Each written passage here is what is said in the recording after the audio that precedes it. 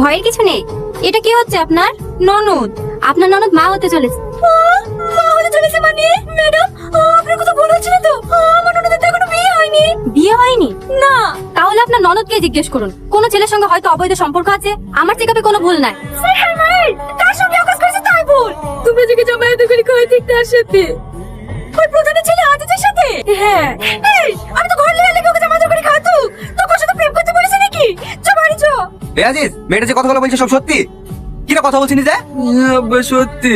চুপ তো তোকে এই শিক্ষা দিছি। দাদা, এসব ভিখারির জন্য সিয়ানা ছেলে গায়ে কেউ হাত তোলে? যান আপনি ভিতরে যান, আমি দেখছি। এই লাও ধরো, ভালো একটা ছেলে দেখি বোনের বিয়ে দিয়ে দাও গা।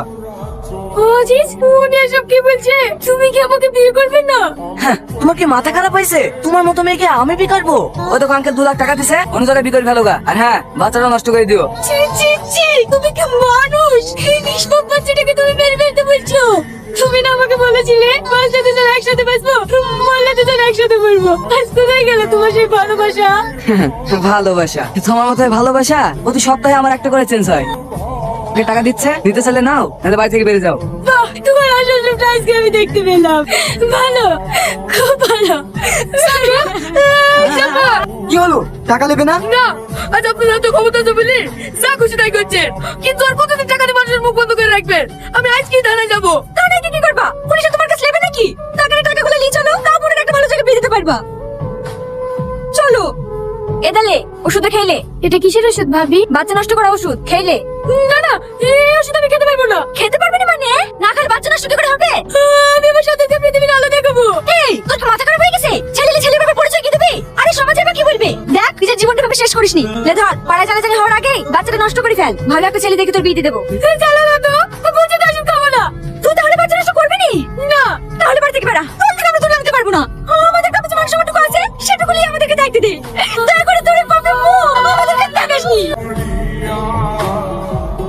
এই মেয়েটা আবার কে? এই মেয়ে, শুনছেন? এখানে এইভাবে শুয়ে কেন? বাড়ি কোথায় আপনার? কি হলো আপনার? পড়ে গেলেন কিভাবে? এই যে শুনতে পাচ্ছেন? কি রে, অজ্ঞান হয়ে গেল নাকি? ওরে আল্লাহ, শুনে তো গা পুড়ে যাচ্ছে। ম্যাডাম, আর কোনো সমস্যা নাই তো? কেমন স্বামী আপনি? আপনার বউ ঠিক মতো খাওয়া দাওয়া করে না, সেদিকে খেয়াল রাখেন না? এভাবে চলতে থাকলে তো বাচ্চার ক্ষতি হবে। না মানে আসলে তো মানে করতে হবে না। এরপর থেকে যেন এরকম না হয়, ওনার দিকে একটু লক্ষ্য রাখবেন, খাবারটা যেন সময় মতো খায়। এই বাবু, এটা কে? পরে বলছি, তুমি মেয়েটাকে ঘরে নিয়ে যাও। ঘরে নিয়ে যাবো মানে? তার মানে তুই আমাকে না জানি একলা একলা বিয়ে করে ফেলিস না? আরে না গো মা।